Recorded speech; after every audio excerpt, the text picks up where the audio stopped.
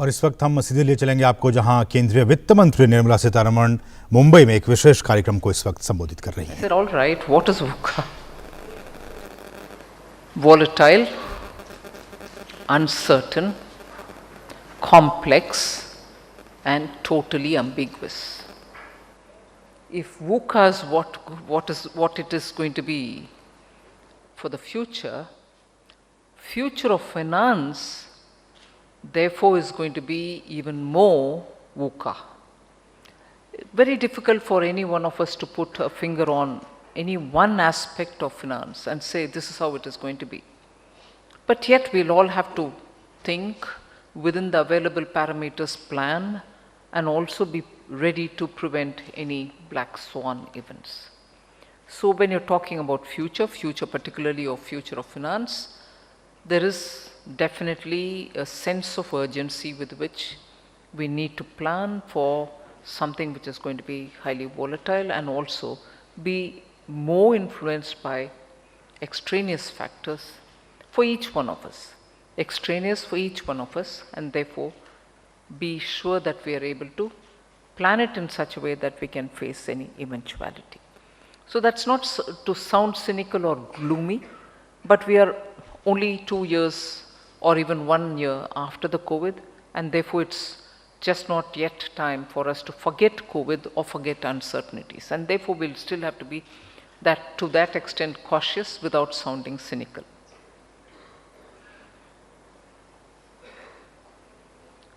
After all, ultimately we are looking at economic stability.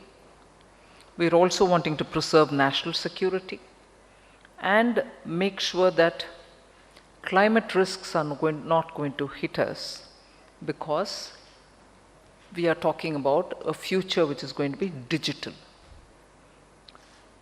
And that is the reason why I bring national security. I also bring in cyber security into it, and absolutely one particular personalized concern for all of us would be data security. So even as we see the potential of digitizing most aspects of our life, and particularly because of the success that we have tasted by bringing in technology into finance, we'll have to ensure that the 3 securities are in place in our planning.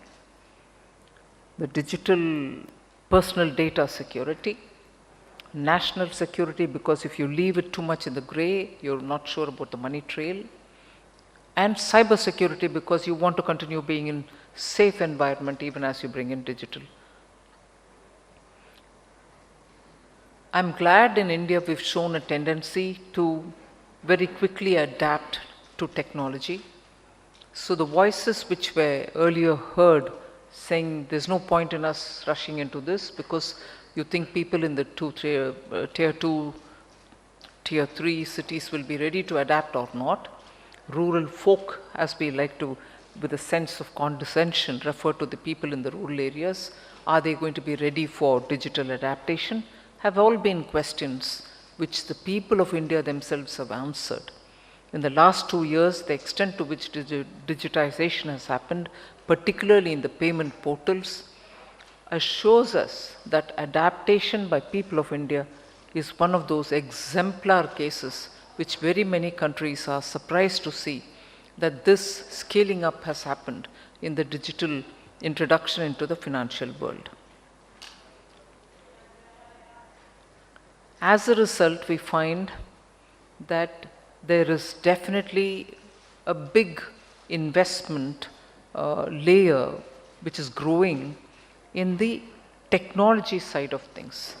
Investments into technologies, investments particularly those technologies which are going to influence fintech, are rapidly growing, and they vary not just for one aspect of technology but across the board.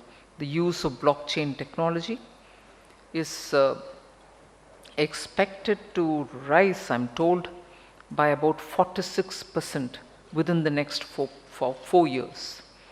Now, if that is the rate at which blockchain technology is going to receive investments, there's scope for understanding how this is going to drive growth, and therefore all of us will have to be sort of readied for investment and also the fallout or the spillovers of this investment affecting other areas.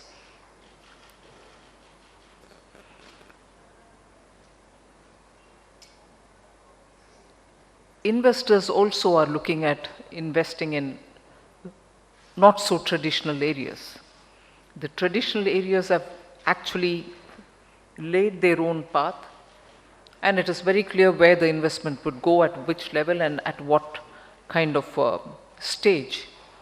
Whereas the private equity market, which has gone into areas which are now becoming very innovative, has only tripled in the last decade, between 2010 and 2021. $2 trillion was the figure in private equity for in 2010, whereas you're looking at $6 trillion in 2021.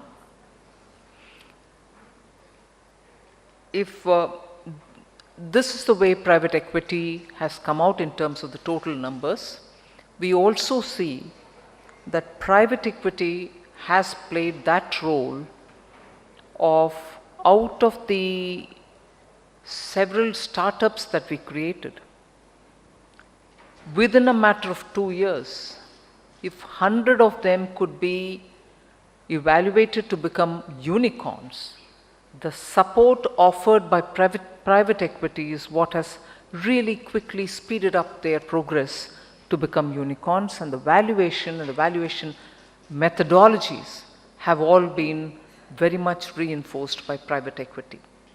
So what is this got to say about future of finance?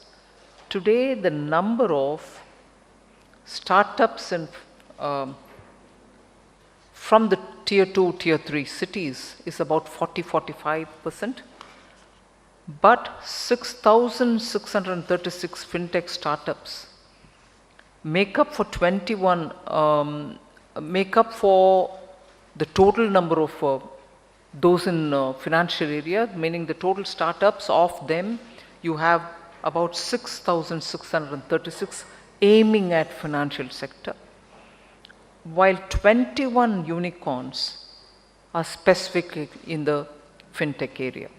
So you find that the linkage between startups, the unicorns, private equity, and also those which are getting connected to fintech is very clearly established. Startups, the total startups, of which those connected to fintech, unicorns, number of unicorns which are very linked to fintech, and also the monies coming to support them from the private equity, are all pushing them very quickly in their path of progress.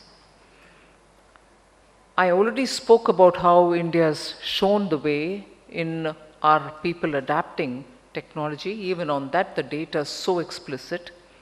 While the global average for fintech adoption is about 64%, India's number is 87%.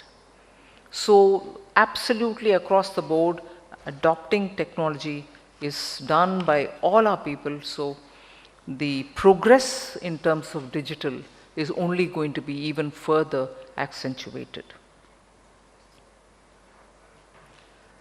I see a big role for artificial intelligence in the fintech area, particularly for detecting crime, fraud prevention, quantifying and assessing of risks, so the future of finance can be facilitated and really given a leg up by the use of artificial intelligence.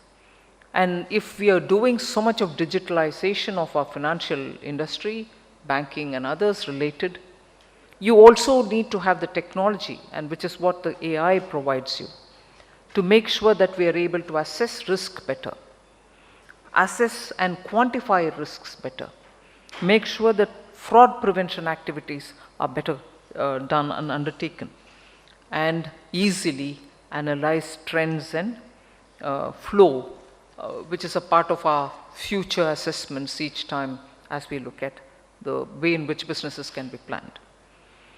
In the budget of 2022, we had announced that India will be setting up 75 digital banking units. They're called banking units for some reason, but there are going to be 75 of them, and they will be located. Being digital, they can be located anywhere, but symbolically, they are also going to be located in 75 districts by 75 scheduled commercial banks. So 75 digital banking units being set up by in 75 districts by our scheduled commercial banks. So the government's initiative is to spread it in different ways, make it accessible for everybody in different kind of ways, make it accessible in regional languages so that people of all regions and all level of language skills are at ease using them. Of course, you also know that we've announced through the budget a central bank driven digital currency.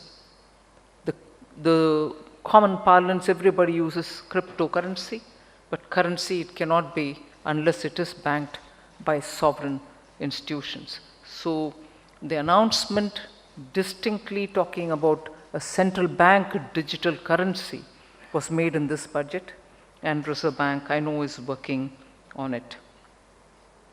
We've taken a lot of steps in order that the financial sector is already well into use of digital technologies, and that is why today the authentication exercise is lots more electronically driven. The Aadhaar could have been one to start with, where you're not physically expected to be somewhere where your Aadhaar can substitute for you. But subsequently, paperless verification has been brought in because of the eKYC. You can do it electronically. And later, the payments are also not necessarily to be done by cash or you being physically present. That's why you have the UPI, RuPay. So digital is now moving layer after layer where your physical presence wasn't required, your physical verification was not required, and then later you really don't have to deal with physical material, whether it is currency or coin, but do the payment digitally. So in तो अभी आप ये live तस्वीरें देख रहे थे।